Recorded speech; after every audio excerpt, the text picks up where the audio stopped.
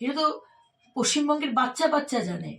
মমতা ব্যানার্জি, আপনি 2005 সালে পার্লামেন্টে দাঁড়িয়ে এই অনুপ্রবেশকারীদের বিরুদ্ধে আপনি কাগজ ছুঁড়ে মেরেছিলেন ডেপুটি স্পিকারকে।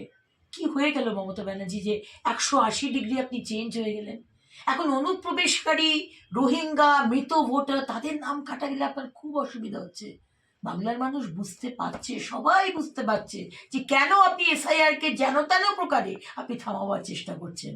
কিন্তু বাংলার মানুষ 2024-এ স্বচ্ছ ভোটার রোল চায়।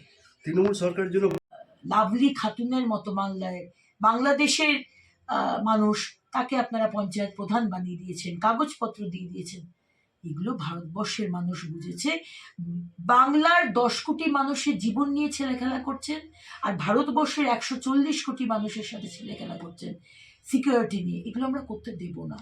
তাই যেটা মাননীয় অমিত শাহজি বলেছে, ঠিক কথা বলেছে। এর আগেও তো আমরা দেখেছি, যখন শেখ শাহজাহানকে ইডি ধরতে গেছে তখন এইভাবেই বলা হয়েছে যে বাড়ির মহিলারা হাতা খুন্তি দিয়ে অ্যাটাক করবেন ইডি সিবিআইকে। বারবার দেখা হয়েছে। গতকালও আমি যখন আমার বিধানসভায় গেছি তখন তৃণমূলের জেলা পরিষদের মেম্বার মহিলাদেরকে নিয়ে গাড়ির সামনে নাটক করতে শুরু করে দিল। বারবার আমরা এটা দেখেছি। মহিলাদের কোনো সম্মান নেই, কিন্তু মহিলাদের ব্যবহার করা, মহিলাদের ভুল কাজে বিভ্রান্ত করা, এটা মমতা ব্যানার্জি বরাবরই করে এসছেন। মানুষকে বিভ্রান্ত করা, কাজের কাজ কিছু করতে পারেন না। সিএ কিছু বললেন, মানুষকে বিভ্রান্ত করার চেষ্টা করলেন, কিচ্ছু লাভ হলো না। আবার ওয়াকাফ নিয়ে বিভ্রান্ত করার চেষ্টা করলেন, কিচ্ছু লাভ হলো না। বরাবরই এটা ওনার মোডাস অপারেন্ডি, এটাই উনি করে থাকেন।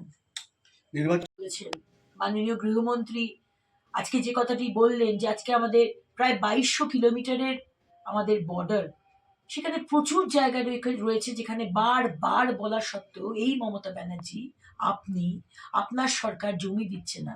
তার মধ্যে পাহাড় আছে, জল আছে, নদী আছে, যেখান থেকে আজকে অনুপ্রবেশকারীরা ঢুকছে।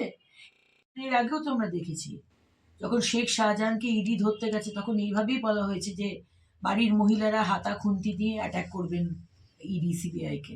বারবার দেখা হয়েছে। গতকালও আমি যখন আমার বিধানসভায় গেছি তখন তৃণমূলের জেলা পরিষদের মেম্বার মহিলাদেরকে নিয়ে গাড়ির সামনে নাটক করতে শুরু করে দিল। বারবার আমরা এটা দেখেছি। মহিলাদের কোনো সম্মান নেই, কিন্তু মহিলাদের ব্যবহার করা, মহিলাদের ভুল কাজে বিভ্রান্ত করা, এটা মমতা ব্যানার্জি বরাবরই করে এসছেন। মানুষকে বিভ্রান্ত করা, কাজের কাজ কিছু করতে পারেন না।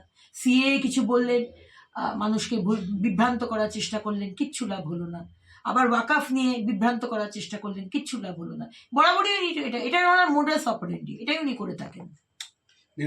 যদি কোনো কমপ্লেন থাকে যে কোনো নাম মানে কেটে দেওয়া হয়েছে অবৈধভাবে, তাহলে আপনি আদালতে যেতে পারেন। আদালত, সুপ্রিম কোর্ট তো আপনি বারবার এটা কাক মরলেও আপনি আদালতে চলে যান, সুপ্রিম কোর্টে যান, এখানেও আপনি যেতেই পারেন। বিহারও তো বলেছিলেন 65 লাখ নাম বাদ হওয়ার পর যে অন্যায় হয়েছে, একটাও তো প্রমাণ দেখাতে পারলেন না। আদালত তো বারবার বলেছিল। আমরা বুঝতে পারছি মুখ্যমন্ত্রী, আপনি এই কটা ইলেকশন 2011 থেকে কিভাবে রোহিঙ্গা, অনুপ্রবেশকারী, মৃত ভোটার, কিভাবে ডুপ্লিকেট ভোটার, শিফটেড ভোটারকে দ্বারা আপনি ইলেকশন করিয়েছেন, জিতেছেন। আমরা বুঝতে পারছি সেগুলো সব নাম কাটা যাচ্ছে। আপনি কতটা ডেসপারেট। বাংলার মানে তো ডিস্ট্রাকটিভ পলিটিক্স, তৃণমূল মানে ডিভিসিভ পলিটিক্স, বিভাজনের রাজনীতি। 12টা রাজ্যে তো এসআইআর হচ্ছে, তামিলনাড়ু, কেরালা, সেখানে তো বিজেপি সরকার নেই, সেখানে তো এসআইআর হচ্ছে, কোনো টু শব্দটি নেই। বিহারে এসআইআর হলো, কিন্তু এখানে দেখুন, এখানে মুখ্যমন্ত্রী মহিলাদের নিয়ে, মহিলারা নাকি সামনে থাকবে, 1000 টাকার লক্ষ্মীর ভাণ্ডার দিয়ে মহিলাদেরকে ভুল কাজে ব্যবহার করা। মহিলাদের সশক্তিকরণ এখানে হয় না। দুর্গাপুজো, কালী পুজো, কালী ঠাকুরের গলা কেটে দেওয়া হয়, কিন্তু সেখানে মহিলাদেরকে বিভ্রান্ত করে ভুল কাজের জন্য তাদেরকে ব্যবহার করা। সিএতে ব্যবহার করেছেন ভুলভাবে, ওয়াকাফ সম্পত্তিতে ব্যবহার করেছেন ওয়াকাফের বিলে, এবারও দেখা যাচ্ছে। কিন্তু আপনি এটা ছাড়া আর কী করতে পারেন? বাংলাকে তো শেষ করে দিয়েছেন, এবং আরও চেষ্টা করছেন যাতে 2026-এ এইভাবে মানুষকে বিভ্রান্ত করে আপনি পাওয়ারে থাকতে পারেন। এটা আর হবে না। বাংলার মানুষ ডিসাইড করে দিয়েছে পরিবর্তন চাই।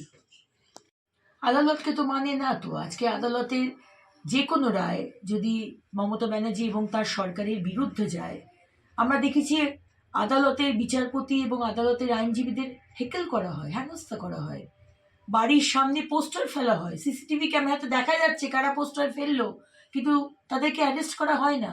টোটাল আনার্কি, টোটাল ললেসনেস, মানে দিদিগিরি। দাদাগিরি আমরা শুনেছি, এটা দিদিগিরি। টাকা দিতে হবে, হিসেব দেব না, আমার যেটা ইচ্ছে আদালত যদি বলে আমি আদালতের রায় মানব না, যদি সেটা আমার দিকে আমার ফরে যদি না হয়, কিন্তু আমি সংবিধান দিবস মানব। এটা কিন্তু ঘটা করে উনি পালন করেন।